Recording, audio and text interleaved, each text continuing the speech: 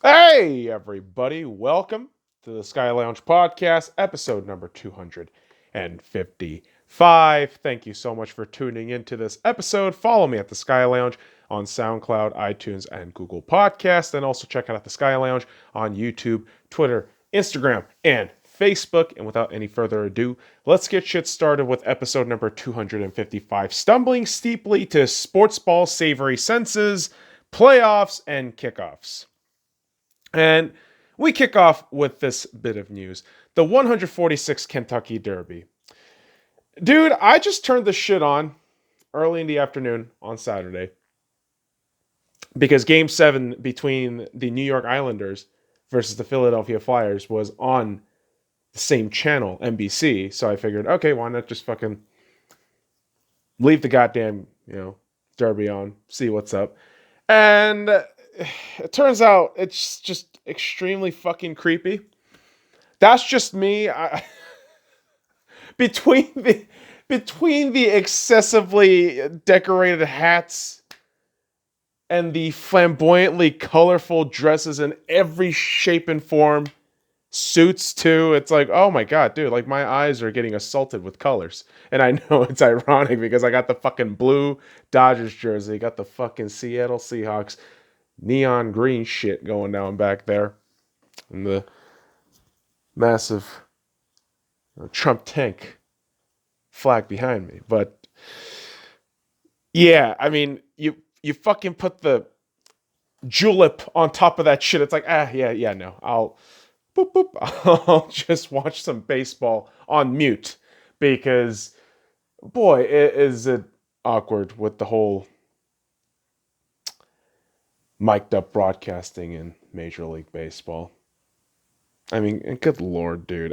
They try so hard to say baseball's cool. It's like, well, you're doing uncool shit. And no one's really buying into snake oil anymore in the day of social media and the age of information, dude. Come on, MLB. What are you doing? I mean, here's the thing with Major League Baseball. It's a fun sport, baseball, okay? But the administration that fucking runs this shit, right? And the fucking owners that houses this shit, and all the goddamn TV contracts and all this fucking bullshit that ties into it just makes Major League Baseball such a fucking toxic piece of shit. It's unfortunate. It is unfortunate because there's still great storylines coming out of Major League Baseball in my mind. I mean, dude, the San Diego Padres, kudos to them. I mean, I'm not crazy about them, obviously. Obviously, I'm not, but they've been doing pretty damn well. And another team that, I mean, they haven't been doing well, but one man on this team has been doing well. I mean, he is still the best player in baseball. Mike Trout hits 300 home runs. Wow. Incredible. Incredible. And too bad none of that will get you to sniff a fucking postseason spot. That's your fucking organization. That's your ownership. That's your fucking management group. How the fuck do you just assume not having this decent pitching is a good idea? Like, what the fuck is wrong with you? The Stripling deal, which could have happened in the offseason, would have really benefited the Angels this season. But here they are, back in the damn near Seattle Mariners clown ride nightmare of fucking Groundhog Day shit. It's just crazy. Just crazy. Much like how when Bryce Harper said, the Phillies are going to win 9 of their 10 games necessary in late August, and they go ahead and win 9 of their 10 games. It's like, oh, cool. Yeah, I know people get impressed by that shit, but for me, I look at the Phillies and I think, I mean, that's a lot of fucking money they threw at you, motherfuckers. So you show up. You better fucking show up, man. That's all I'm saying. Is that too much of a thing? No. Here's the thing, man. The ting. Ting, ting, ting. I understand. There are certain teams that are more prone to criticism because of past failures. And none more so than my boy, Clayton Kershaw. And I'm going to take off the fucking headphones real quick and show you my goddamn jersey here in the fucking back. Do you see that fucking name here? Kind of bend my ass here and just all my goddamn cameras all twisted around as shit. But here's the thing, motherfuckers. Here's the goddamn thing. The reason why I show you this shit from my back is to tell you that I fucking treasure Clayton Kershaw as an LA Dodgers player. This guy broke another fucking record. Clayton Kershaw broke another goddamn record, guys. It almost feels like in any given 2 weeks, he seems to break another fucking record. But because he chokes in the postseason, he's just the worst, right? He's the absolute worst. He's the worst fucking pitcher. Oh my God. Kershaw becomes the 39th member of the 2,500 strikeout club, okay? And only 5th player in MLB history, 5th player in the league's history to reach this mark by his age 32 season. Specifically Dodgers fans who shit on Clayton Kershaw, I don't know what the fuck is your fucking deal. Okay? There are moments where, yeah, Kershaw chokes. But I'll also tell you what. Dave Roberts, he chokes. Yeah. Sometimes he can't manage a fucking bullpen to save his fucking life. World Series or not. Postseason or not. Surprise, motherfucker. Oh, God.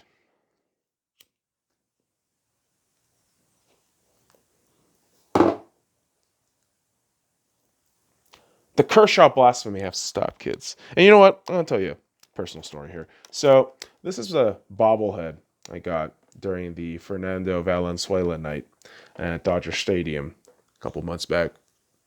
And for the first time in my life, I got to watch Clayton Kershaw live.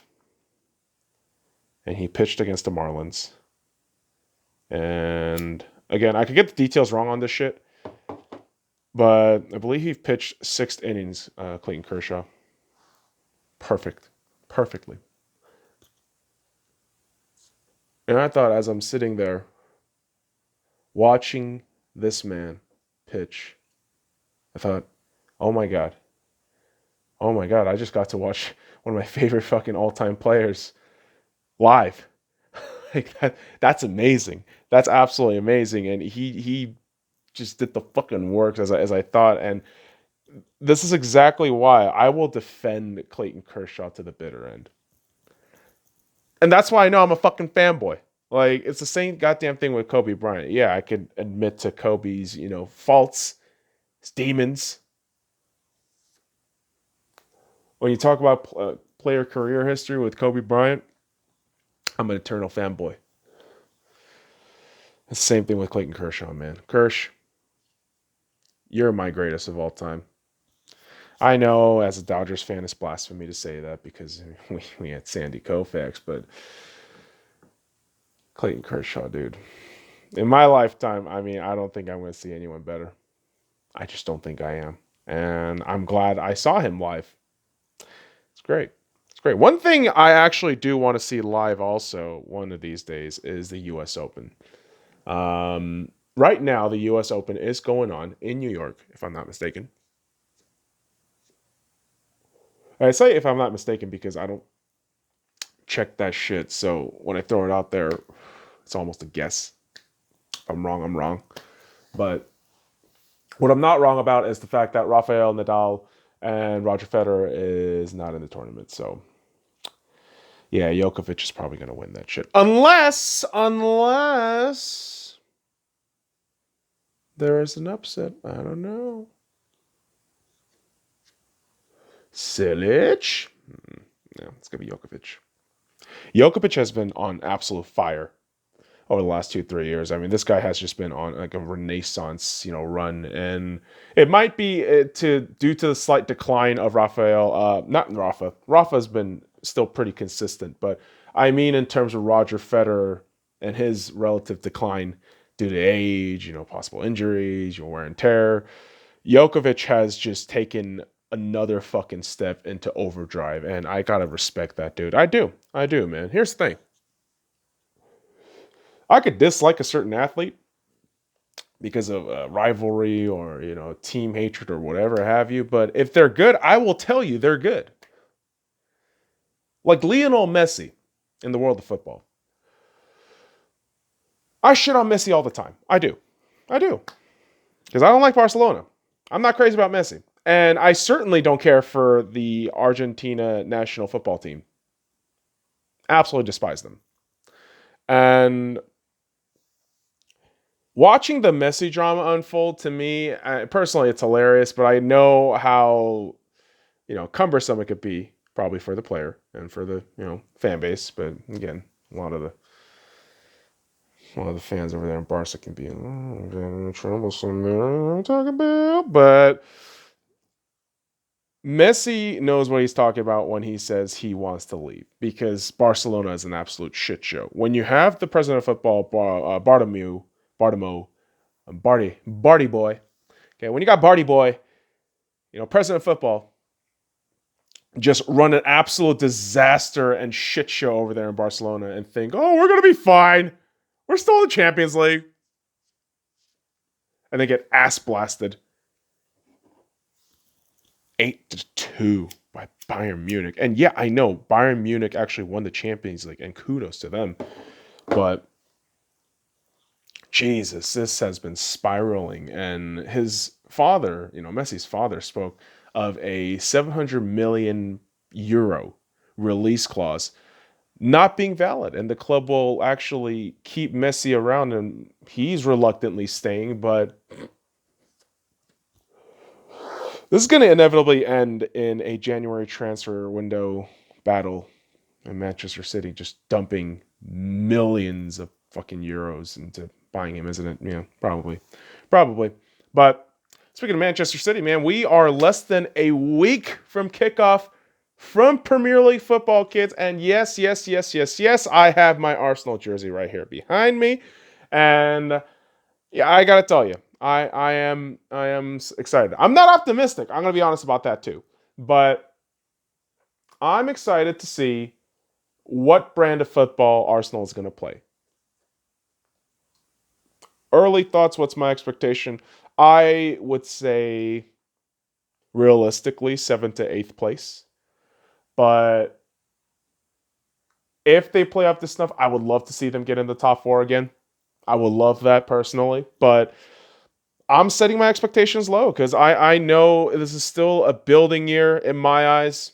If you can, re-sign, Pierre-Emerick Aubameyang long-term, if you can renegotiate with, Alexander Lacazette so that he stays here for a while and try to build up for between them and raise all our young guns up. I don't know. Maybe we'll see some fun shit. Building that back line up pretty well, though.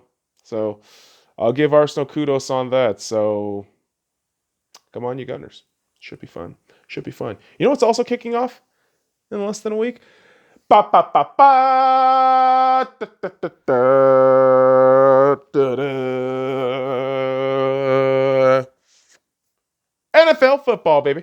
Oh, yeah. We're coming back with Thursday Night Football, ladies and gentlemen. The Houston Texans taking on the Kansas City Chiefs on September 10th. And, man, I can't fucking wait. And here's the thing with the Houston Texans.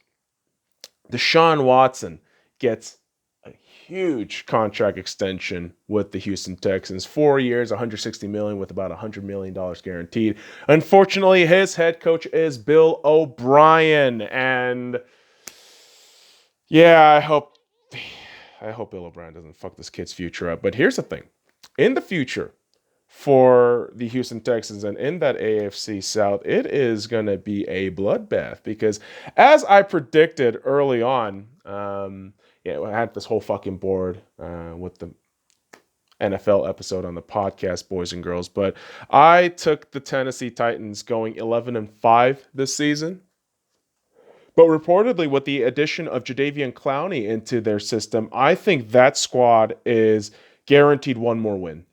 So 12-4, 13-3 is definitely a number I can see for the Tennessee Titans because, man, Jadeveon Clowney is a disruptor. And if he can stay healthy, holy shit, he can win you one of those pivotal division games. And I'm talking about Tennessee Titans taking on the Houston Texans. Any of those fucking games, Jadeveon Clowney can be a disruptor. And can you fucking imagine Jadeveon Clowney going against the Houston Texans? He will fucking ravage through that fucking O-line because he knows Bill O'Brien's schemes. He knows the way Bill O'Brien thinks. And Jadeveon is a very salty motherfucker. Kudos to him, man. I mean, for me as a Seahawks fan, all I can say is, hey, we had a great year. You gave us a fucking great victory against the San Francisco 49ers. And hell, you might have fucked up Carson Wentz, but the game against the Philadelphia Eagles in the wild card was fantastic too. So, hey, Clowney, best of luck to you in Tennessee. And I'm rooting for Tennessee, man. I hope they do well. I got good folks out there who like Tennessee, and I hope the Titans just keep it going. And here's the thing, man. There's a lot of teams that are going to keep their payroll going because you have the whole pandemic and the salary cap is going to be flat next year. Or I apologize, actually. It's decreasing as far as I'm remembering correctly. Teams are paying up their players now. So that way there is no disruption between now and next offseason, which can be a whole fucking headache in itself because of logistics of stadiums and all that, etc. So a team like the Buffalo Bills locking up Tre'Davious White, who is a just lock-up corner, man. I mean, 4 years, $70 million. Buffalo defense is looking to just evolve into that, I don't know, I would say one of the top 3 defenses in the league, and you are just going to see Buffalo stampede the rest a couple of these teams. Now the offense, I don't know if everything's going to click, but we'll see how it goes. And for a team like the LA Chargers, you're definitely going to just have to see how it goes because Keenan Allen gets paid 4 years, $80 million, right?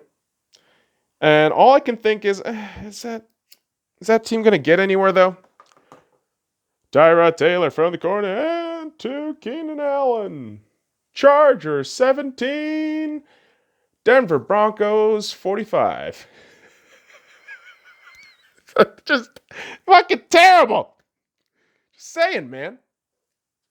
You know what's also terrible sometimes? Just seeing your players that you like just leave. And certain teams will have to face that reality. Clinton Dix cut by the Dallas Cowboys after he just signed with them in March. Adrian Peterson cut by the Washington Redskins. Good for him. He get to another team, dude. Finish your fucking career out a couple of years now with a decent team of legacy. Please, Adrian. Please, AP. For your sakes. For your fucking sakes. Go to a team with a fucking O-line so you can run. You can still run. Do it, AP. Josh Rosen, guy who's just run out of options. I mean, he got cut from the Miami Dolphins. Poor guy, but it happens. And for my Seattle Seahawks, Paul Richardson, who was just signed, cut immediately a week later.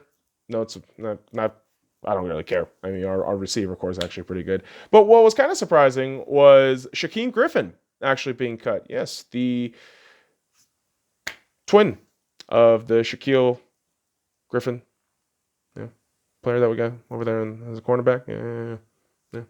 The news made a whole fucking deal about it. Every goddamn media made a whole deal about it. But Shaquim, I think, in my mind, comes back on the practice squad. Now, if any team claims him off waivers, that could be completely incorrect. But if no teams claim him off waivers, I think he comes back into Seattle as a practice squad. And it's just right now because this team is loaded in the linebackers. They are. And a guy like Jordan Brooks that the Seattle Seahawks just drafted, I believe, will make an immediate impact within week 2. And I'm really hoping the Seattle Seahawks just stay healthy. That's all I can hope for. And man, it is going to be interesting to see how the Seattle Seahawks team goes because they also brought back Flash. Safety, one of us. Hopefully he does with Russell Wilson. That'd be great. Man, I'm just keep running out of this fucking light. But you know who's also running out of the goddamn light in their fucking brain cells? The woke league of Chinese basketball, a.k.a. the NBA. That's right, kids. But you know what? The woke league of Chinese basketball actually does something pretty interesting in my mind. Although, I don't know how this is going to go. Okay, so the Brooklyn Nets signed Steve Nash to a 4-year contract as a head coach. Now, for me, I can only see this ending in one or two ways. A, the Brooklyn Nets become an absolute fucking monster the next season with everybody coming back. Kyrie, DeAndre Jordan, Kevin Durant, did I say KD, Kyrie? Yeah, all those guys coming back in, you know, tagged along with Dinwiddie, Joe Harris, and Karis LeVert, and just becoming a fucking powerhouse. But at the same time, I can see all those egos fucking clashing all at once, and then just everything petering out and implosion more than anything else. That's just been kind of the history with the Brooklyn Nets. But we'll see. We'll see how it goes. But what we have now seen come through fruition are these NBA awards. Some of these have been announced, and more have been announced over the last few days. Rookie of the Year, Ja Morant. 1 vote shy from unanimous Rookie of the Year. Oh my fucking God. 1 fucking vote shy. Dude, Ja Morant was unanimously the fucking Rookie of the Year. There was 1 vote, and it was for Zion Williamson. He literally did fucking nothing in the dozen or so games he did. Oh, flash in the pan against meaningless fucking games where even the NBA still pushed you in to the fucking play-in round, the qualifier round, which you failed miserably, by the way. And you call that a Rookie of the Year? Shut the fuck up. Ja Morant was significantly better overall through the season. And yes, during the play-in round, the entire team of fucking Memphis sucked ass, but that's what happens, man. That's what happens. And what also happens is a Clippers player winning the 6th Man of the Year. Surprise, surprise. Montrezl Harrell. Whoop-de-doo. It was either him or Lou Williams, so it's like, okay, cool, whatever. Move on. Fuck you, move on. Just like round 2. Whoop-de-doo. Eastern Conference. Man, the Milwaukee Bucks. Oh, holy shit. Oh, Giannis really gave up on this team, hasn't he? I mean, who the hell knows? I mean, they are on the verge of getting swept. The Miami Heat are up 3-0 against the Milwaukee Bucks. And I've been telling you, man, Miami Heat are fucking good. I've seen this team live in Dallas. Jimmy Buckets. Guess what, guys? He's clutch as fuck. He's fantastic. But Milwaukee, oh, I don't know, man. They might win 1 game, but it's going to be a rough fucking conclusion of the Giannis affair in Milwaukee. Ugh, it'll be ugly. Imagine he gets the MVP, and then like a week later he gets traded. Holy shit, to like the Toronto Raptors. Oh! That'd be wild, dude. It's also wild. It's actually, speaking of the Toronto Raptors, they come back from a 2-0 deficit against the Boston Celtics and are now tied in their series 2-2. Game 3 was just absolute insanity. OG1, Anunoby on the wings, just getting the fucking inbound ball from Kyle Lowry with less than a second left, where Boston Celtics players double up on defending Marc Gasol in the paint, leaving OG1 Anunoby wide open. It's like, what are you fucking doing? You just gave him the game. And then through that momentum, they go ahead and tie the series back.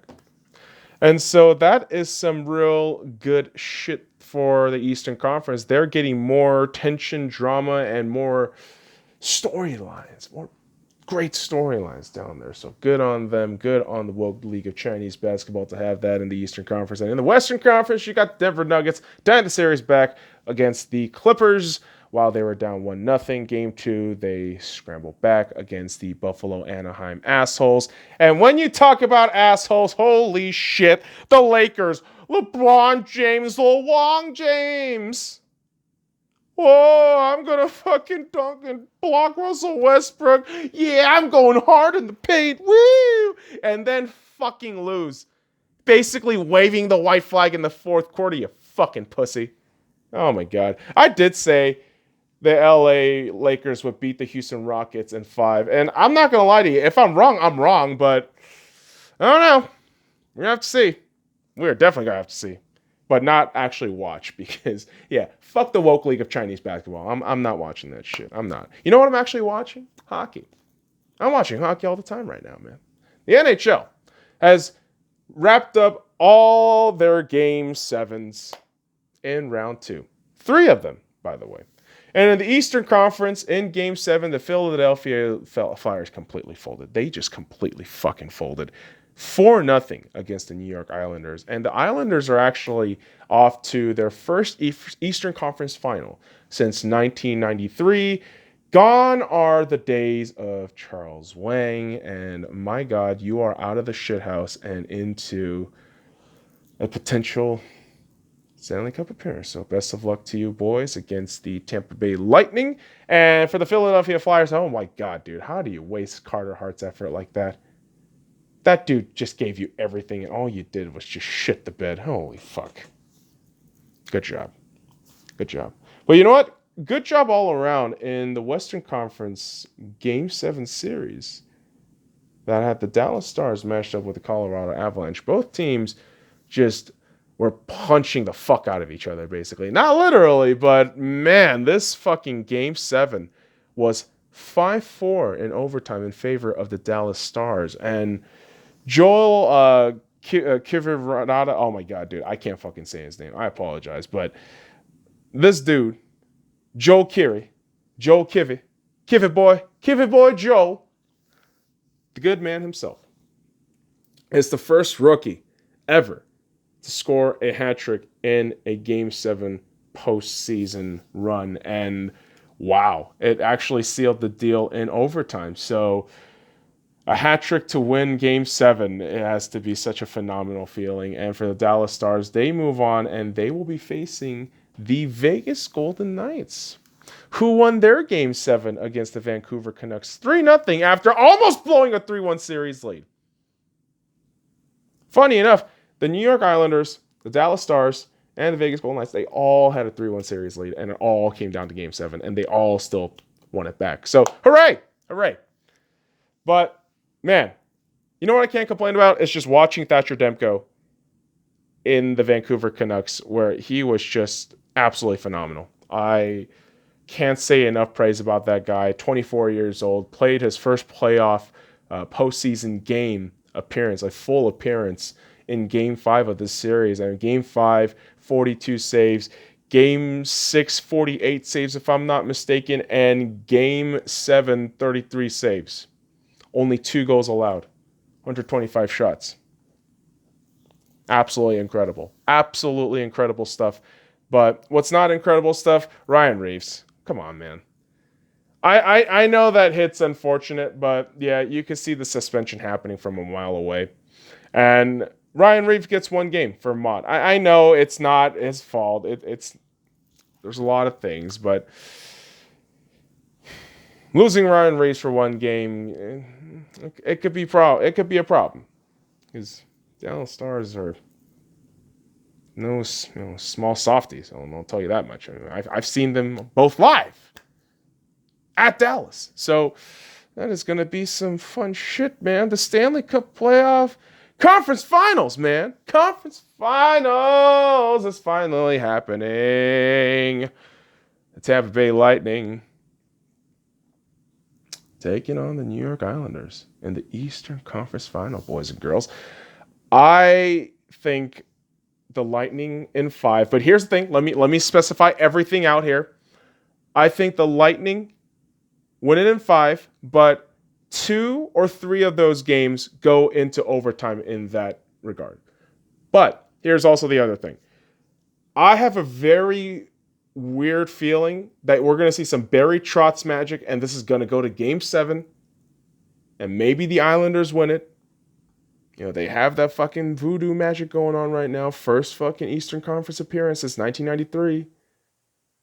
And maybe they're just punching on through. So I'm hesitant to say, you know, just Lightning in 5 and just willy-nilly. I want to detail the context of why I'm saying that. So very interesting to see what's going to happen there. And what's also going to be interesting is the Western Conference Final between the Vegas Golden Knights and the Dallas Stars, where I think and hope the Vegas Golden Knights in 6.